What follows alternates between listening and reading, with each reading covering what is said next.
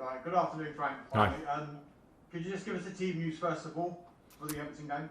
Yeah, we're the same. We're the same as we were in midweek. Hakim Ziyech, we know, and Callum are out for around a couple of weeks. Christian Pulisic had a tiny bit of awareness off the back of the Leeds game, one of his hamstrings, but he's training normally, so we should be as we were. Carlo Ancelotti will be in the home dugout on Saturday. Just give us an idea where he ranks in the managers you've played under, and is there any attribute that he has that maybe you've taken into your managerial style? I would never try and take something off someone as such. You can be influenced by people, and I was heavily influenced by him as a player and as a man at the time. He's right at the top when I speak about the managers that I work with. For everything about him, his huge success he's had in his career at various clubs, and one-to-one I found him a great coach, a great man, and as I say, he influenced me, and I very much look forward at all times to seeing him and speaking to him. Frank, I'm sure you would have seen the players walking off in Paris on Tuesday.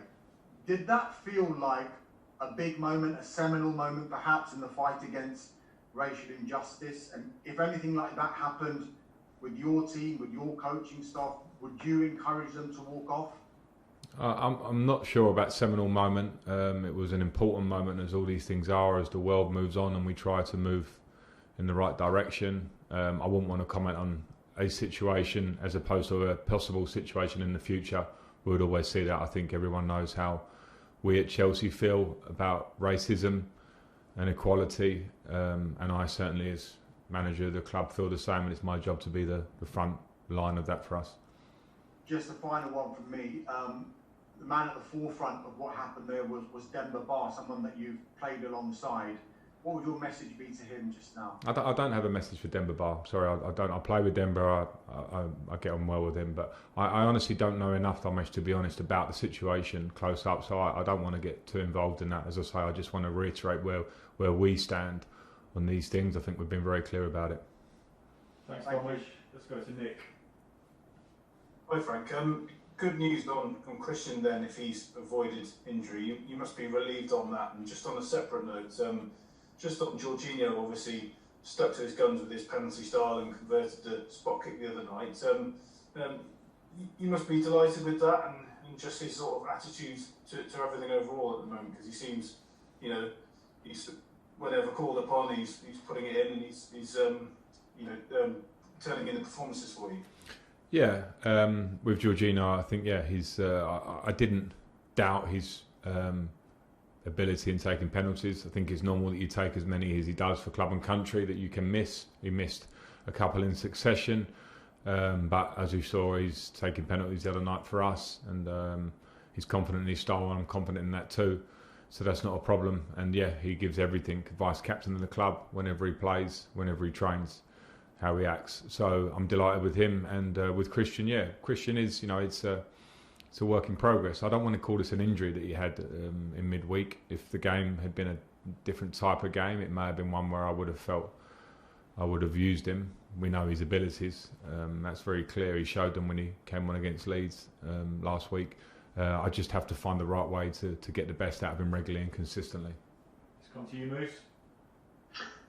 Hi Frank, how are you? Very good, thanks. Just got a couple on Everton really. First of all, they started the season really well, but have kind of fallen away since then. Do you think it's a bit of a false dawn, or do you think your friend Carlo Ancelotti is going to have to take a little bit of time to turn it around? Because from the outside, it's hard to see why Everton don't challenge more towards the top six. So I just think that's the Premier League, and it's the nature of it. And they started very well. They've got quality players. I think they had quality players anyway. They've brought in quality players. They have a fantastic manager, one of the best in the world. And this Premier League, unfortunately, is unforgiving. I know they've had a few injuries, but we all have our own moments or patches where it's results are challenging. But it doesn't change my thoughts about how I approach playing against Everton. I think they're a very, very good side with great individuals within a really good collective that can can win games, as we saw early in the season. So I'm focusing more on their strengths and the dangers that we faced going up there, which we found out last year. I know it was a different time, different manager at the time, although he's still on the staff. But it was a very tough match for us, and that should be fresh in our minds. And in terms of the title race, I know you're going to say we're only in December and the title isn't won in December, but we genuinely have a really exciting title race between more than one or two teams this season, which obviously you're heavily involved. Jose describes Spurs as being only a little pony at the moment. Where would you put Chelsea? I don't know. I mean, I don't want to find a play on words with it or anything. I just want to say that we are happy where we are, but I know that there's a long way to go. I don't think it really matters too much the rhetoric. Jose gets asked about it a lot. I do, once, twice, 3 times a week, and you have to give an answer. I think with Tottenham, they've got fantastic players and a really strong squad. And the words are not that important at this point. It's more about, for us at Chelsea, how much we keep working and understand that consistency over a season is what wins titles, not matches until the middle of December. Alistair at BC. Hi Frank, I just wondered, just picking up on that, are you ahead of where you expected so far this season? It was really hard to have clear expectations because of the variables at the start of the season, the COVID times, pre-season, new signings, some injuries, and I didn't know how that would pan out, and we didn't have enough time. And you'd normally have a long pre-season to factor these things in and try and work through them, and we didn't. So I think it was slightly false at the start of the season for us in some of the performances and results. And at the moment we're getting very good performances and results, and the reality is we're probably somewhere in the middle of that, and we need to make sure the consistency is something we find going forward. So I'm not sure where we are compared to expectations. I always want more. That's just where I'm at the moment. I'm going to finish this section with a question from Andy Sixsmith. Go ahead, Andy.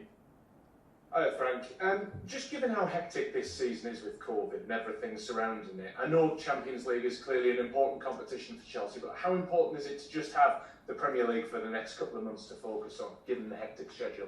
Yeah, it's important, and it's why it was very good for us to win our group in the Champions League and get a real confidence booster, and then put that away until that starts again in the new year, and to focus on what is a busy schedule. If you look at our next 4 games, Everton, we'll go to Wolves, we have West Ham, we have Arsenal on Boxing Day, and you see exactly how challenging that is in a short space of time, because they all are really strong teams. So it's important for focus, it's important for the squad to understand that this Premier League is so tough and so unforgiving that if we drop our standards, we won't be where we want to be. So focus all on the Premier League.